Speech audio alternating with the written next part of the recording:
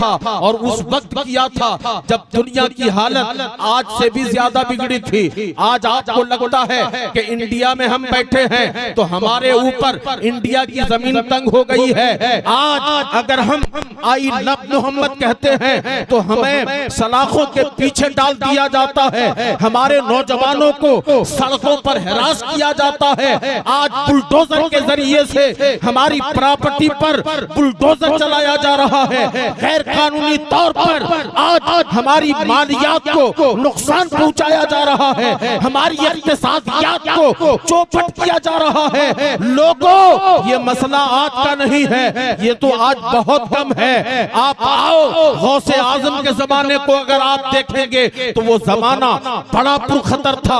आज तो कम से कम वो लोग हमारी मुखालिफत पे खड़े हैं जो डायरेक्ट हमारे दुश्मन होने का और जिन्होंने दुश्मनी की कसमें खाई हुई है वो लोग हमारे सामने मुकाबिल है। हुजूर गौसे आजम के जमाने में यूं तो जाहिरन बगदाद दुनिया इस्लाम का दारुल खिलाफा था, वहां अब्बासी खुलफा और फातिमी खुलफा बैठा करते थे, मगर उनके अय्याशियों का आलम यह था कि इस्लाम में सिर्फ 4 शादियों की इजाजत थी, मगर अब्बासी खुलफा फातिमी खुलफा 40 बीवियां लेकर अपने बिल्डिंगों में ऐश गदे में बैठे हुए थे। इतने भयानक माहौल में हुजूर गौसे आजम ईरान से उठे, बगदाद आए। 18 साल की उम्र में हुजूर गौसे आजम बगदाद आए और 18 साल से लेकर के 25 साल के दरमियान इंतहाई मुशक्कत के साथ, इंतहाई मेहनत के साथ,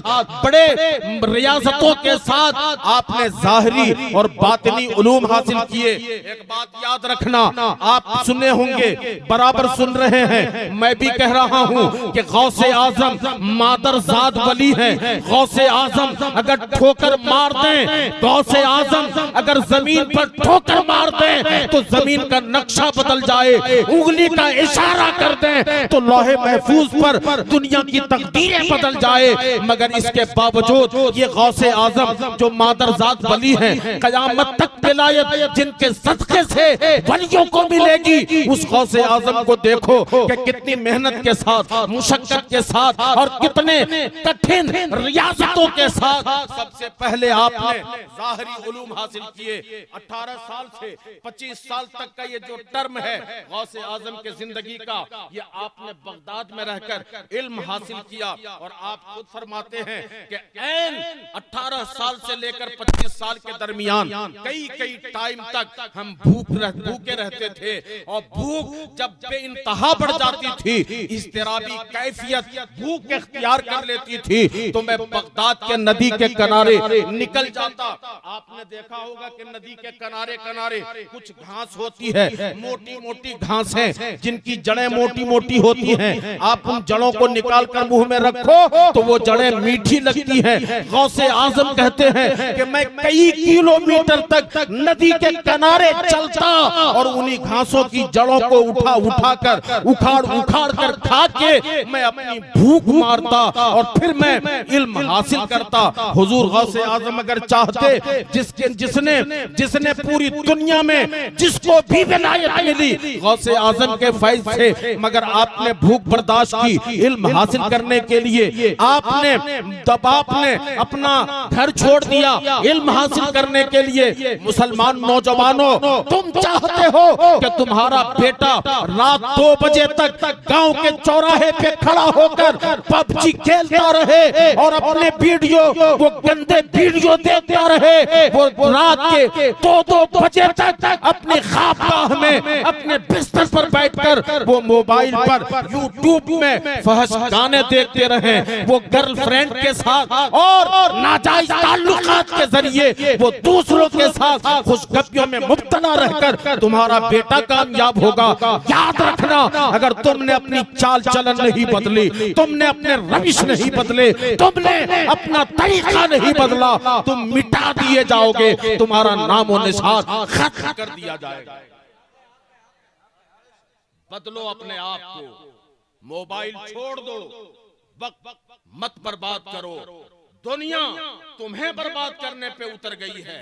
आज पूरे लाव लश्कर के साथ आज जालिम सरकारें तुम्हें मिटा देना चाहती है। तुम्हारी आइडेंटिटी, तुम्हारी पहचान, तुम्हारा तशख्खुस सब मिटा देना चाहती है। और आज भी तुम रात के 2-2 बजे तक मोबाइल में, यूट्यूब में, फिल्में देखने में, तमाशे देखने में, नाच देखने में अपना वक्त बर्बाद कर रहे हो। तुम समझते हो कि बरेली में एक मौलाना को अगर गिरफ्तार करके जेल भेज दिया गया, यहां से तो बरेली 2000 किलोमीटर दूर है, हमारा क्या होता है? याद रखना, बारी तुम्हारी भी आने वाली है।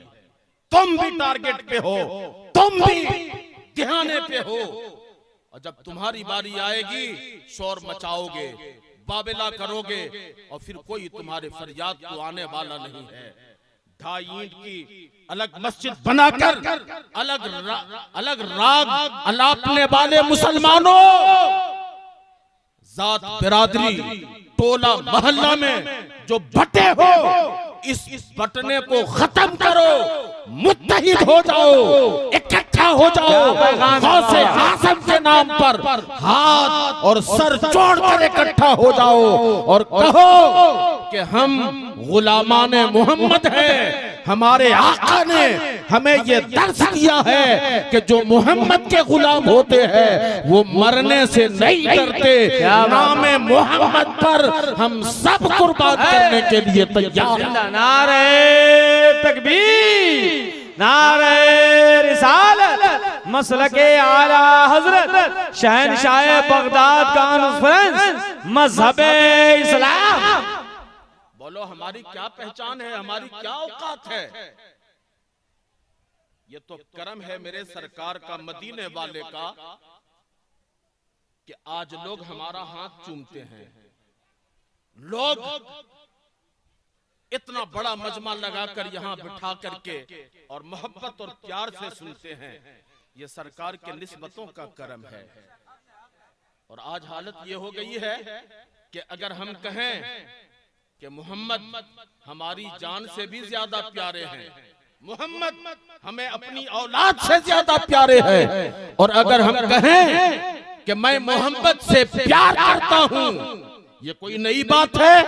मुझे बोलो, ये कोई नई बात है? एक मुसलमान रोजे अव्वल से कहता आ रहा है कि जो जान मांगो तो जान देंगे, जो माल मांगो तो माल देंगे, मगर हमसे ये कभी ना होगा कि नबी का जाहो जलाल। और आज उसी नबी के नाम लेने पर हमें गिरफ्तार किया जा रहा है, हमारी बस्तियों को उजाड़ा जा रहा है, हमारी प्रॉपर्टी को बुलडोजर के जरिए मस्मार किया जा रहा है। और आज भी हम ख्वाब खरगोश में मुब्तला हैं। हमारे बच्चे सोचते हैं कि एक मोबाइल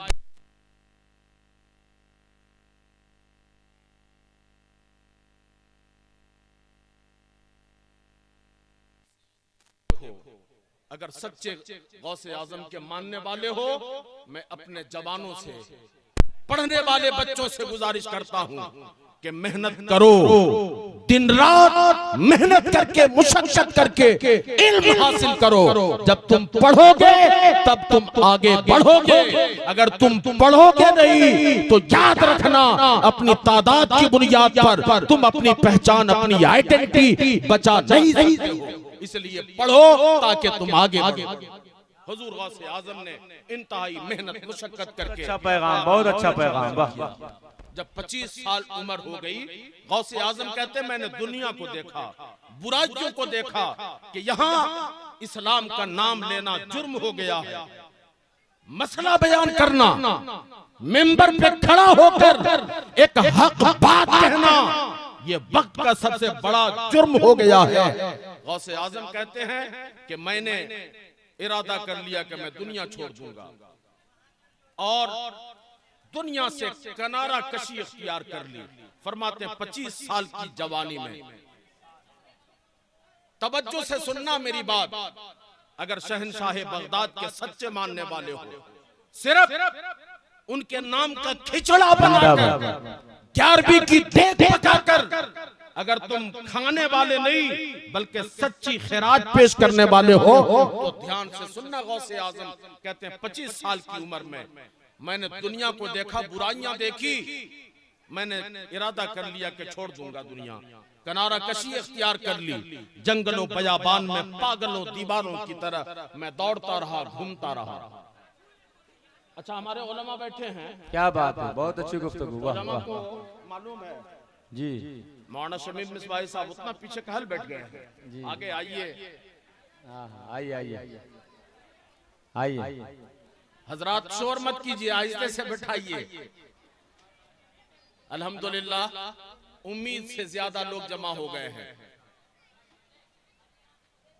आप लोग एक बार हाथों को उठाएं, कहें या रसूल अल्लाह। सब लोग बोले या रसूल अल्लाह, लब्बैक या रसूल अल्लाह, लब्बैक या रसूल अल्लाह, लब्बैक या रसूल अल्लाह, लब्बैक या गौसे आज़म। वाह, जिंदाबाद। सबको मेरी बात समझ आ रही है दोस्तों? सबको आ रही है मेरी बात समझ में? सब समझ रहे हैं? अमल की कोशिश कीजिए, एक मर्तबा सुभान अल्लाह बोल दीजिए। हुजूर गौसे आजम ये सबसे बड़े पीर, पीरों के पीर। जरा इनकी जिंदगी करीब से देखना, हालात का मुवाजना करना। आज भी पीरों की कमी नहीं, गली गली गांव गांव जिसे देखो वही पीर बना घूम रहा है। ये पीर हैं, बड़े पीर। जरा इनको देखो। कहते मैंने इख्तियार कर ली किनारा कशी, जंगलों बयाबान में दौड़ने लगा। अचानक आवाज आती हर तरफ से, अब्दुल कादिर आप इसलिए नहीं पैदा किए गए हो, उम्मत की कश्ती भंवर में हिचकावले खा रही है और आप कश्ती उम्मत छोड़कर आप तन्हाई इख्तियार किए हुए हैं। जाइए उम्मत की फिक्र कीजिए। हुजूर गौसे आजम फरमाते हैं कि मैं ईरान का रहने वाला, गौसे आजम की मादरी जुबान फारसी, बगदाद अरबी खुलफा की दारुल हुकूमत, जहां पर बड़े बड़े वक्त के शायर, अदीब, फसीह, बलीग, हमावक्त शेरो अदब लेकर के बैठे रहते। गौसे आजम कहते हैं मैं फारसी जुबान का एक अजमी और बगदाद अरबियों का शहर, भला कौन मुझे सुनेगा। फरमाते हैं कि मैं बगदाद में आकर जोहर की नमाज पढ़कर एक मस्जिद में सो गया। जब सो गया, फरमाते नींद आ गई तो मैंने ख्वाब में देखा मदीने वाले तशरीफ ले आए और ख्वाब में आके कहा शहजादे अब्दुल कादिर उठिए और जाइए लोगों से खिताब कीजिए, लोगों से बयान कीजिए, हक वाज़ेह कीजिए। हुजूर गौसे आजम कहते हैं मैंने कहा सरकार मैं अजमी, मेरी जुबान फारसी, बगदाद अरबी उदबा की आवाज का कौन मेरी बात सुनेगा, एक अजमी को कौन बर्दाश्त करेगा। गौसे आजम कहते हैं सरकार ने कहा बेटे अब्दुल कादिर मुंह खोलो। मैंने मुंह खोल दिया। सरकार ने अपनी जुबान निकाली और मेरे मुंह में डाला, फिर निकाला, फिर डाला, फिर निकाला, फिर डाला। गौसे आजम कहते हैं कि 9 मर्तबा मदीने वाले ने अपनी जुबान मेरे मुंह में डाल के निकाला और फरमाया बेटा अब उठो और जाओ लोगों से खिताब करो, लोगों से बयान करो, लोगों को दीन की बातें बताओ। गौसे आजम कहते मैं नींद से उठा, नींद टूटी, मेरी जुबान मादरी जुबान फारसी, मगर जागते ही मैंने अरबी पर जो कुदरत देखी, जो कमाल देखा और जब बोलना शुरू किया तो फसाहत और बलागत के तमाम कवायद को मद्देनजर रखते हुए जब मैं बोलता तो अरब के फुसहा मेरे मुंह से निकले हुए एक एक जुमले को सुनते और अश अश करते जाते। गौसे आजम कहते हैं मैंने उसी मस्जिद से तकरीर शुरू की। लोग आहिस्ते आहिस्ते बढ़ते गए, लोगों की तादाद बढ़ती गई, पूरी मस्जिद भर जाती, फिर जगह नहीं मिलती। गौसे आजम कहते हैं मैं मस्जिद से बाहर निकलकर एक ग्राउंड में मैं वहां तक तकरीर करने लगा, मगर कुछ दिनों के बाद हालत ये हो गई कि पूरा मैदान भर जाता, जगह नहीं मिलती। गौसे आजम कहते हैं अभी कुछ ही महीने गुजरे थे कि मुझे तकरीर करने के लिए बगदाद शहर से बाहर बयाबान में वो मिंबर लगाना पड़ता, और हद्दे निगाह तक उलमा ने, मुअर्रिखीन ने लिखा है कि कई किलोमीटर दूर तक वो मजमा होता, माइक नहीं होता और कोई मुवासलाती इंतजाम नहीं होता। गौसे आजम तकरीर कर रहे होते और जिस तरह सामने बैठने वाला साफ साफ सुनता था, कई किलोमीटर दूर पीछे बैठने वाला भी गौसे आजम के जुबान से निकले हुए एक एक जुमले को साफ साफ सुन लिया। सुभान अल्लाह, सुभान अल्लाह, सुभान अल्लाह, जिंदाबाद जिंदाबाद या गौसे आजम। वाह वाह। गौसे आजम कहते हैं कि फिर तो गौसे आजम हफ्ता में 3 दिनों तक तकरीर करते थे। गौसे आजम कहते हैं, अब एक बात याद रखिएगा, देखिए उलमा यहाँ पर तशरीफ फरमा है। आज उलमा को एक बात की शिकायत है, उलमा कहते हैं कि हजरत कैसे दिन का काम करूं, यहाँ तो मस्जिद के मेंबर पर खड़ा होता हूँ तो सेक्रेटरी साहब नजर पे होते हैं, हमें कहना वही पड़ता है जिससे सदर साहब खुश रहे। हम वही बात कहेंगे जिससे नौजवान जो हर मौके पर मस्जिद मदरसा का ख्याल करता है, मैं उनके रजा और नाराजगी को मद्देनजर रखकर बोलना पड़ता है। अगर हम हक बोले तो गांव वाला दुश्मन हो जाएगा, हक बोले मुसल्ले इमामत चली जाएगी। एक बात याद रखिएगा, एक बात याद रखिएगा, उलमा का काम यह है हक बोलना, और जो हक बोलेगा, हक बोलने वालों के खिलाफ अपने भी हमेशा हुए हैं, पराए भी हमेशा हुए हैं। आपको लगता है कि गौसे आजम ये पीरों के पीर हैं, इनका कोई मुखालिफ नहीं रहा होगा, सब इनके जमाने में इनके मानने वाले रहे होंगे, इनके जय जयकार के नारे लगाने वाले रहे होंगे। नहीं, इब्ने जौजी जैसे मुहद्दिस के बड़े बड़े शागिर्द हुजूर गौसे आजम के मुखालिफत में कमर बस्ता हुए। मगर जो वली होते हैं उनकी शान अलग होती है। अल्लाह जिसे चाहे इज्जत दे दे और अल्लाह जिसे चाहे जिल्लतों के निचली जगह पर बिठा दे। वो तो जिल्लु मन तशा वो तो इज्जु मन तशा। हुजूर गौसे आजम जब बयान करने जाते तो सीरत निगारों ने लिखा है, एक मर्तबा बगदाद के बड़े बड़े उलमा ने, मुहद्दिसीन ने कहा कि यार ये जो अब्दुल कादिर हैं, जब से इन्होंने बयान शुरू किया है, जब से इनके यहाँ मजमा होने लगा है, हम लोगों की तो इज्जत पर पानी फिर गया है। इसलिए ऐसा करो, जरा इनका टेम्परेचर कुछ नीचे करना होगा। तो एक मर्तबा 7 बड़े बड़े उलमा ने, कितने, बगदाद के बड़े बड़े 7 आलिमों ने, इब्ने जौजी नाम सुना ना सबने, कितने बड़े मुहद्दिस हैं, उनकी किताब पढ़िए, एक किताब पढ़ लीजिए, पूरी जिंदगी भर आपको तकरीर के लिए दूसरी किताब पढ़ने की जरूरत ही नहीं पड़ेगी। अब तो हमारे उलमा भी वही किताब पढ़ रहे हैं जिसमें कुछ तकरीरी मवाद मिल जाए। थोड़ा बोल दीजिए सुभान अल्लाह। अल्लाह सबकी उम्र में, इल्म में बेपनाह बरकतें अता फरमाए। तो गौसे आजम के मजलिस में उस वक्त के बड़े बड़े आलिम जो बगदाद में साहिबाने दस्तारो जुब्बा कहे जाते थे, जिनकी मसनदें लगती थी, उन लोगों ने लिस्ट तैयार की कि आज चलो और जा करके गौसे आजम तकरीर करते, और तकरीर के बाद सवाल जवाब का एक सेशन होता कि अगर किसी को कुछ पूछना हो तो तकरीर के बाद गौसे आजम से सवाल करते और गौसे आजम जवाब देते। तो वो बड़े बड़े 7 आलिमों ने कहा कि ऐसा करो, हम लोग बड़ा बड़ा कठिन कठिन सवाल लेकर चलते हैं अब्दुल कादिर की मजलिस में।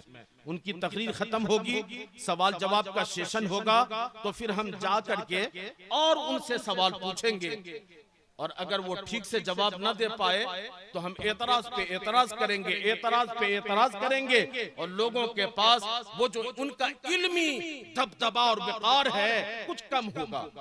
चुनांचे ये लोग आए, गौसे आजम की मजलिस लगी, आपने तकरीर की, तकरीर के बाद रोजाना सवाल जवाब का सेशन होता। आज गौसे आजम ने तकरीर करके ऐलान कर दिया कि लोगों, आज सवाल जवाब का सेशन नहीं होगा। आज ना कोई कुछ सवाल करेगा, ना अब्दुल कादिर किसी को जवाब देगा। आओ, आज सिर्फ सलाम मुसाफा करके आप चले जाओ। थोड़ा बोलिए सुभान अल्लाह। तो लोग आए, मुसाफा करके जाने लगे। वो जो 7 आलिम थे जो सवाल लेकर आए थे, इन लोगों ने कहा कि यार आज तो बड़ा मसला हो गया, सारी प्लानिंग खत्म हो गई, चल दूर बैठे थे, आज जाके अब्दुल कादिर को नजदीक से देख लेते हैं, हम लोग भी मुसाफा कर लेते हैं। और वो जब आए ना साथों, और जैसे ही आलिम आता मुसाफा करता, हुजूर गौसे आजम गले से लगा के कहते, हजरत आपका सवाल यही था ना, उस सवाल का ये जवाब है, कुरान में ये जवाब है, हदीस में ये जवाब है। फिर दूसरा आता, उनको कहते, हजरत आप ये सवाल सोच करके आए थे, हजरत ये सवाल है, इसका ये जवाब है, कुरान में ये जवाब है, फुकहा ने ये जवाब दिया है। सातों उलमा को सीने से लगाकर सबको जवाब देकर आपने अपने बगल में खड़ा करके कहा कि हजरत आज मैंने सवाल जवाब का सेशन इसलिए खत्म कर दिया कि अगर मैं खत्म नहीं करता, आप सवाल करते, मैं जवाब देता, तो इसमें क्या कमाल थी। अब्दुल कादिर तो ये बताना चाह रहा है कि सवाल भी ना करे, जो आप सवाल लिख के लाए हैं, सवाल भी अब्दुल कादिर बता दे और उस सवाल का सही जवाब भी अब्दुल कादिर बता दे। नारे तकबीर, नारे रिसालत, शायर इस्लाम जनाब शहबाज नूरी जिंदाबाद। नारे तकबीर, नारे रिसालत। हमारे मेहमान उलमा, शुरा, खुतबा मेंबर शरीफ पर तशरीफ ला रहे हैं। मजमा माशाअल्लाह बहुत खूबसूरत है। उलमा सब तशरीफ ला चुके हैं, यके बदीगरे सब आएंगे। मद्दाहे रसूल, बुलबुल बागे मदीना, हसानुल हिंद मोहतरम जनाब शहबाज रजा नूरी कलकत्तवी तशरीफ ला चुके हैं। मेरे फौरन बाद आप हजरत को समाअत करेंगे। मैं ये अर्ज कर रहा था कि ये औलियाए कराम बुजुर्गान दीन, इनकी जिंदगी का मकसद ये था कि दीन की इस्लाह हमेशा इनके मद्देनजर रहती। अपने और बातिलों के दिलों में दीन की हक्कानियत कैसे घर कर जाए, कैसे ज़हन और फिक्र पर रसूलुल्लाह का दीन बैठ जाए, यही बुजुर्गान दीन की जिंदगी का मकसद था। अगर आप गौसे आजम बुजुर्गान दीन के सच्चे मानने वाले हो, तो आप भी अपनी जिंदगी का मकसद बनाओ और अपनी जिंदगी का एक ही मकसद बनाओ कि हमारी जिंदगी में जहां तक हो सके हम दीन का काम करेंगे, दीन के बातों पे अमल करेंगे और दीन की खिदमत, दीन का खातिम बनकर अपनी जिंदगी गुजारेंगे। दोस्तों, आज जमाना बड़ा पुरखतर हो गया है।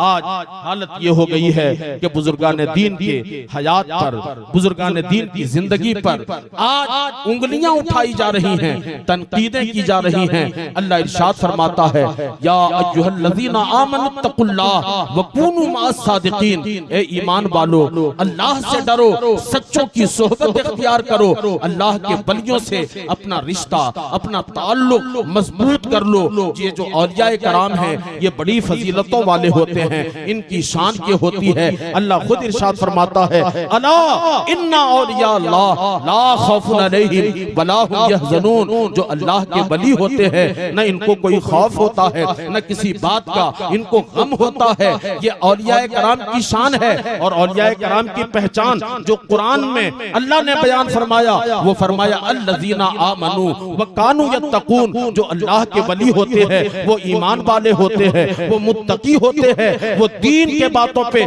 सख्ती से अमल करने वाले होते हैं। हम आप कैसे औलियाए कराम के दीवाने हैं, कैसे औलियाए कराम और गौसे आजम के मानने वाले हैं कि हमारी नमाजें कज़ा हो रही हैं, हमारी मस्जिदें वीरान हो रही हैं, हमारी मस्जिदें तो शानदार कीमती बन गई हैं, मगर नमाजी के नाम पर चंद खांसने वाले बूढ़े ही नजर आते हैं। नौजवानों, कब तुम मस्जिद जाओगे, कब तुम अपने पेशानी से और पेशानी में तड़पते सजदों से अपने मस्जिद को और मस्जिद की जमीन को कब तुम बार बारौनक बनाओगे। उठो, आओ और नमाज के लिए तैयार हो जाओ। बुजुर्गान दीन के तरीके को अपनाओ। लोगों, अल्लाह के वलियों को छोड़कर, अल्लाह के इन बरगुज़ीदा बंदों को छोड़कर आपकी जिंदगी न दुनिया में बेहतर हो सकती है न आखिरत में बेहतर हो सकती है। और एक बात याद रखें, ये जो औलियाए कामिलीन हैं, ये अल्लाह के वो पसंदीदा बरगुज़ीदा बंदे हैं कि अल्लाह इनकी अदाओं को ही पसंद करता है। आज लोग एतराज करते हैं कि कांकी परसनी के लोग शहनशाह बगदाद कॉन्फ्रेंस कर रहे हैं, इन्हें तो इस्लाह मुआशरा कॉन्फ्रेंस करना चाहिए, इस्लाह उम्मत की फिक्र करनी चाहिए। ये गौसे आजम का महीना आ गया तो ये शहनशाह बगदाद कॉन्फ्रेंस कर रहे हैं। 12वीं शरीफ का महीना था तो जश्न आमदे सरकार कॉन्फ्रेंस करवा रहे थे। लोगों को याद रखना, अल्लाह रब्बुल इज्जत की मर्जी और मशीयत की यही है, इन वलियों को छोड़कर, अल्लाह के महबूबों को छोड़कर तुम्हारा दीन कभी भी मुकम्मल नहीं हो सकता है। न तुम्हारी दुनिया मुकम्मल हो सकती है, न तुम्हारी आखिरत मुकम्मल हो सकती है। एक तबका है वो कहते हैं कि यार तुम्हारे यहाँ तो सिर्फ वलियों का तज़किरा होता है, तुम्हारे यहाँ तो सिर्फ खिचड़ा, मुर्गा, देग और बिरयानी का ही तज़किरा होता है, तुम्हारे यहाँ नमाजों का बयान कहाँ होता है, तुम्हारे यहाँ मस्जिदों का जिक्र कब होता है। मैं कहता हूँ लोगों, गौसे आजम को देखो, गौसे आजम की पूरी जिंदगी की हालत ये थी। उलमा ने लिखा है कि 40 साल तक हुजूर गौसे आजम 40 साल तक इशा की नमाज पढ़कर, इशा की नमाज में वजू करते और उसी वजू से सुबह की नमाज पढ़ते। ये गौसे आजम के तकवा का आलम था। गौसे आजम अपने जवानी के दिनों में मुसलसल 15 साल तक इशा की नमाज पढ़कर मस्जिद के कोना में खड़े हो जाते और एक पांव पर खड़ा गौसे आजम 30 पारा कुरान तिलावत करते। अगर आप गौसे आजम के सच्चे मानने वाले हो तो आप तय करना, आप सोचना कि आप हफ्ते में कई रुकू कुरान पढ़ते हो, आपके घर में कुरान कब पढ़ा जाता है। इसलिए दोस्तों एक बात याद रखना, हम कयामत के बहुत करीब हैं, कयामत हमारे बहुत करीब आ गई है। लोगों, इसलिए अब जाग जाओ, नमाजों की पाबंदी करो, नमाजों पे सख्ती से अमल करो। अपने घर में अपनी बेटियों को, अपनी माइयों को, अपनी बहनों को इंतहाई अदब से कहना कि एक हफ्ता, कम से कम हफ्ता में जुमा वाले दिन नमाज जुमा के बाद एक पारा जरूर कुरान पढ़ो। कुरान पढ़ने की आदत डालो, अपने घर में कुरान पढ़वाओ, नमाजों की पाबंदी करो। कब हमारे आलिम, कब हमारे पीर साहब कहेंगे कि जो नमाजी नहीं वो वलियों का मानने वाला नहीं हो सकता, जो नमाजी नहीं वो गौसे आजम का मुरीद हो ही नहीं सकता है। आजम के जमाने में भी पीरी मुरीदी का सिलसिला था, आज भी है। आज जब मुरीद परेशान होता है, पीर मियाँ के पास जाते हैं, हजरत जी दुकान ठीक से नहीं चलती है, हजरत जी तनख्वाह ठीक है, सैलरी टाइम पे मिल जाता है, किसी तरह का कोई कर्जा नहीं है, कोई सूद वूद नहीं है, हर 1 लाख से ज्यादा सैलरी है हजरत, मगर पता नहीं लाख रुपया से ज्यादा ये सब कहाँ खत्म हो जाता है, पता ही नहीं चलता है। बोलो आज लोगों को शिकायत है कि नहीं है? बोलिए है कि नहीं? आप बरकत चाहते हैं, अपनी कमाई में बरकत चाहते हैं, या आपको लगता है कि बेटा मैनेजर बन गया है, बगैर पढ़ा लिखा बेटा मैनेजरी करके गांव से बाहर जाके दरख्त के नीचे बैठकर मैनेजरी करके बड़ा घर बना दिया है। याद रखना, मेरे नबी इरशाद फरमाते हैं कि जो दूसरे का हड़प करके खाता है, जो दूसरे का मार करके खाता है, जो दूसरे का बेईमानी करके खाता है, मुझे इजाजत दो ताकि मैं हक बात कहूं। जो एटीएम चोरी करके खाता है, दूसरे का मार के खाता है, कल कयामत वाले दिन जब ये चोर खड़े होंगे, बेईमान खड़े होंगे, दूसरे का मार के खाने वाले खड़े होंगे, तो उनके जिस्म में सिर्फ हड्डियां होगी। कयामत के दिन लोग देखकर जान जाएंगे कि ये बेईमान है, चोरी करके खाता था, दूसरे का बेईमानी करके खाता था, ये हड़प करके खाता था। लोगों, अगर तुम चाहते हो हक का खाएं, हलाल खाएं, अल्लाह के बुजुर्गों और नबी पाक का सदका खाएं, तो आओ दिल में इरादा करो, आओ एक नुस्खा बताता हूँ, कम कमाओगे मगर आसूदगी की जिंदगी गुजारोगे। चाहते हैं आप बरकत? बोलो, चाहते हैं बरकत? आप तावीज बताऊं, गौसे आजम ने 1000 बरस पहले अपने मुरीद को एक तावीज दिया था। मुरीद आया, मुरीद आके कहने लगा हजरत जी मेहनत खूब करता हूँ, कमाई भी अच्छी खासी है, मगर पता नहीं बरकत बिल्कुल ही नहीं है, हर वक्त परेशान रहता हूँ। हुजूर गौसे आजम ने आंख बंद की, झूम के बोलो सुभान अल्लाह।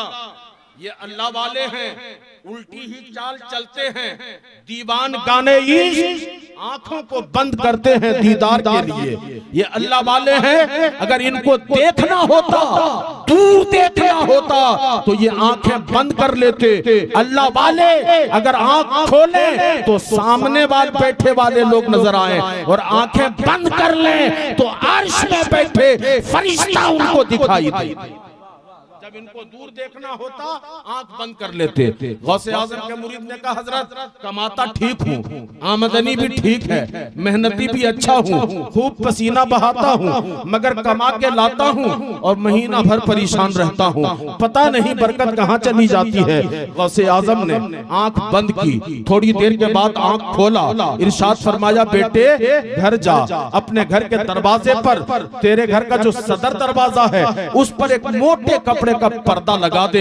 मुरीद वफादार था, हर मुरीद वफादार होता ही है, चाहे पहले का हो या आज का हो, मुरीद वफादार होता है। वफादार मुरीद उठा, बाजार गया, एक तबीज कपड़ा खरीद कर दरवाजे पर पीरों के पीर के इरशाद के मुताबिक पर्दा लगा दिया।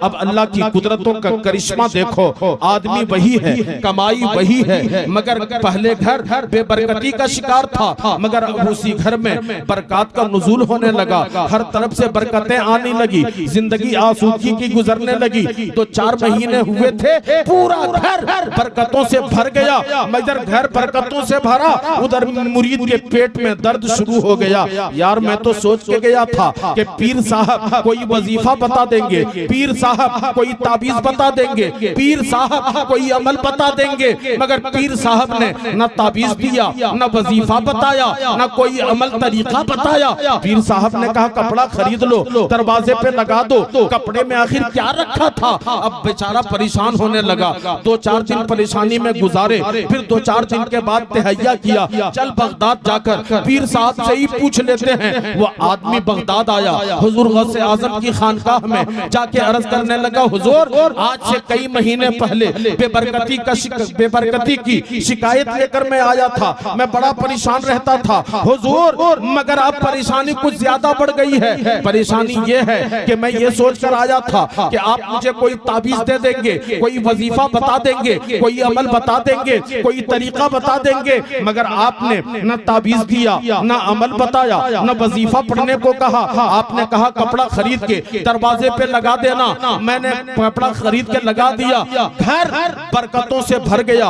आपके इरशाद के मुताबिक मैंने पर्दा लगा दिया, परेशानी जिंदगी की दूर हो गए, तमाम मुसीबतें खत्म हो गई। हुजूर मेरी मुसीबत अब ये बढ़ गई है कि आखिर उस पर्दे में क्या था, उस कपड़े में क्या था, क्या सबब है। हुजूर गौसे आजम मुस्कुराने लगे, और मुस्कुरा के ध्यान से सुनना नौजवानों, रात 2 बजे तक बस्ती के नुक्कड़ पे दीवार में टेक लगाकर वीडियो क्लिप देखने वाले, फहश गाने सुनने वाले जवानों ध्यान से सुनना। हुजूर गौसे आजम ने फरमाया बेटे तेरा घर मेन गली के किनारे है, दरवाजा खुला रहता है, कभी बंद रहता है, और उस मेन गली में अच्छे लोग भी गुजरते हैं, बुरे भी गुजरते हैं, शराबियों का भी गुजर होता है, बेनमाजियों का भी गुजर होता है, बदकारों का भी गुजर होता है, खताकारों का भी गुजर होता है। बेटे जब तेरे घर का दरवाजा खुला रहता है और उस वक्त जब कोई शराबी, बेनमाजी और कोई बदकार गुजरता है, खुले दरवाजे से उसकी नजर तेरे घर आंगन पे पड़ती है, और तेरा घर आंगन पे नमाजी के बुरे नजर के बुरे असरात से तेरा घर मुसीबतों से भर जाता है। तूने पर्दा लगा दिया, अब अगर कभी जाने अनजाने में दरवाजा खुला भी रह जाए, सामने पर्दा लटका रहता है, बेनमाजी गुजर जाते हैं, शराबी गुजर जाते हैं, और तेरा घर आंगन शराबियों और बेनमाजियों के नजर के बुरे असरात से महफूज रहता है। याद रखना, गौसे आजम की तालीम ये है कि अगर कोई बेनमाजी, कोई शराबी, कोई खतातार, कोई गुनहगार किसी के घर पे निगाह डाल दे तो उसका घर बेबरकती से भर जाए। और जिस घर में सब के सब बेनमाजी हो, कोई नमाज ना पढ़ते हो, घर में हलाल कमाने की किसी को फिक्र नहीं हो, जो आ रहा है वो भी हराम का, घर में जो रहते हैं वो भी कभी नमाज नहीं पढ़ते, सुबह से लेकर शाम और शाम से लेकर 2-2 बजे रात तक अगर घर में जवान मोबाइल देखते हुए दिन और रात गुजार दें तो मुझे बताओ कि कब तेरे घर में आफियत आएगी, कब तेरे घर में सुकून और बरकत आएगी। अगर अपने घर में, अपनी कमाई में, अपनी जिंदगी में सुकून चाहते हो, आफियत चाहते हो, बरकत चाहते हो, तो नमाजों की पाबंदी करो। यही बुजुर्गान दीन की तालीम थी। अल्लाह के दीन के जो अहकामात हैं उसे हर दरवाजे तक पहुंचाया जाए। आज के जमाने में आपको अपनी इस्लाह की फिक्र करनी है, अपने आप को बदलिए, खुद ब खुद दुनिया बदल जाएगी। इंशाअल्लाह कोशिश करेंगे। बोलो नमाज पढ़ेंगे या नहीं पढ़ेंगे? नमाजों की पाबंदी करो, नमाज पढ़ो, दुनिया भी बदलेगी, आखिरत भी बदलेगी। अगर तुमने नमाजों की पाबंदी नहीं की और अगर तुम यूं ही अपनी मस्जिदों को, अपनी दरसगाहों को, अपने मकातिब को, अपने मदारिस को, अपने खानकाहों को, अपनी दरसगाहों को, अपने अमाजगाहों को यूं ही तुमने रस्म बना दिया तो याद रखना तुम मिटा दिए जाओगे, तुम्हारी आइडेंटिटी खत्म कर दी जाएगी, तुम्हारा तशख्खुस खत्म कर दिया जाएगा। और दुनिया में भी और आखिरत में भी नमाजों की पाबंदी करो। ये नमाज तुम्हें तमाम मुसीबतों से बचाएगी। अल्लाह के नबी इरशाद फरमाते हैं, लोगो मन हफिज़ सलात कानत लहू नूरन व बुरहानन व नजातन व मन लम युहाफिज़ अलैहा लम तकुन लहू नूरन वला बुरहानन वला नजातन व काना यौमल क़यामत मा कारूना व फिरऔना व हामाना व उबय बिन खल्फ। लोगों, जो नमाज पढ़ता है, जो नमाजी होता है, जो नमाजों की पाबंदी करता है, नमाज इंसान के जिंदगी में नूर लाती है। जो नमाज पढ़ता है, नमाज इंसान की जिंदगी में बरकतें लाती है। नमाज जो पढ़ता है, नमाजी की रूह आसानी से निकलेगी, नमाजी की कब्र बहुत खुशबूदार और रोशन होगी। जो नमाजी होता है उसकी दुनिया, कब्र, आखिरत सब बेहतर होती है। और जो बेनमाजी होता है, जो नमाज की पाबंदी नहीं करता है, उसकी दुनिया तंग कर दी जाती है, रूह सख्ती से निकलती है, कब्र दुश्वार जगह बन जाती है, कब्र तारीख कोठरी बना दी जाती है, कब्र तंग घर बना दिया जाता है। जो बेनमाजी होता है, कल क़यामत वाले दिन सबसे बड़ी मुसीबत ये होगी कि जो बेनमाजी होगा वो कारून के साथ खड़ा होगा, जो बेनमाजी होगा वो फिरौन के साथ खड़ा होगा, जो बेनमाजी होगा वो उबय इब्न खल्फ के साथ खड़ा होगा।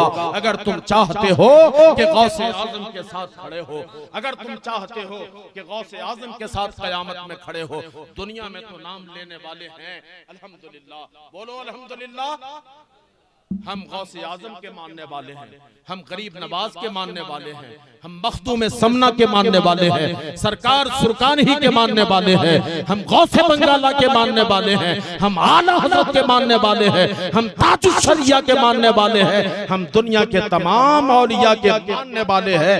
ये हमारा दावा है। लेकिन अगर आप चाहते हो कि क़यामत के दिन गौसे आज़म के साथ खड़े हो, चाहते हो गरीब नवाज के साथ खड़े होना, चाहते हैं आप कि क़यामत के दिन सरकार सुल्तान ही के साथ खड़े हों, चाहते हैं आप कि आला हजरत के साथ खड़े हों, आला हजरत आगे आगे, हम उनके पीछे पीछे, तो आपको नमाजों की पाबंदी करनी पड़ेगी। इंशाअल्लाह करेंगे, सब नमाजों के पाबंद बन जाइए, दुनिया खुद ब खुद बदल जाएगी। अगर जब जब हमारी तारीख 1400 साल की हमारी तारीख हमें बताती है कि जब जब मुसलमान तन परस्ती शुरू की है, मुसलमान ऐशो इशरत में पड़ गए हैं, इस्लाम मुसलमान सब खतरे में आ गया है। आज फिर हमारे जवान अपने असलाफ, अपने दीन, अपने मजहब, अपनी किताब, अपनी इबादत, अपनी शरीयत, अपनी सुन्नत से दूर हो गए हैं तो हर तरफ से आफत, मुसीबत, बला। वरना इनकी बसात थी कि ये आंख उठा के हमें देख लेते, जिनके खुद अपना वजूद ठीक नहीं है मगर वो जो चाहते हैं वही हो रहा है। उसकी एक वजह है कि आज हमने शरीयत छोड़ दी, हमने सुन्नत छोड़ दिया, हमने कुरान पे अमल करना छोड़ दिया, बुजुर्गों की तालीम, बुजुर्गों के तरीके पे हमने अमल करना छोड़ दिया। गौसे आजम और बुजुर्गान दीन के सच्चे अकीदतमंद बन जाइए। उनके जिंदगी को, उनके सवाने हयात को सिर्फ करामात के हद तक मत सुनिए बल्कि सुनकर सबक हासिल कीजिए। नमाजों की पाबंदी कीजिए, इंशाअल्लाह करेंगे इंशाअल्लाह। आप अगर चाहते हैं कि कांकी, परसनी, खैरवा पाड़ा और इस पूरे इलाके से मसाइब, मुश्किलात दूर हो जाएं, आज के बाद से ही आप इसी गांव से शुरुआत कर दीजिए कि कल के बाद से कांकी परसनी का कोई घर खाली नहीं जाएगा। कम से कम कुरान की एक आयत बावजू होकर के जरूर पढ़ी जाएगी इंशाअल्लाह। एक आयत अपने घर में वजू बनाकर पढ़ने और पढ़वाने की आदत डलवा लो, तेरा जवान बेटा मोबाइल देखना छोड़ देगा इंशाअल्लाह। कोशिश करो, अल्लाह रब्बुल इज्जत हमें आप हाजी साहब काहे तकलीफ कर रहे हैं, सुभान अल्लाह। अल्लाह रब्बुल इज्जत हमें आपको सिराते मुस्तकीम पर चलाए और दारिन की सादतों से माला माल फरमाए। वमा अलैना इल्लल बलाग। अस्सलामु अलैकुम व रहमतुल्लाहि व बरकातुहू।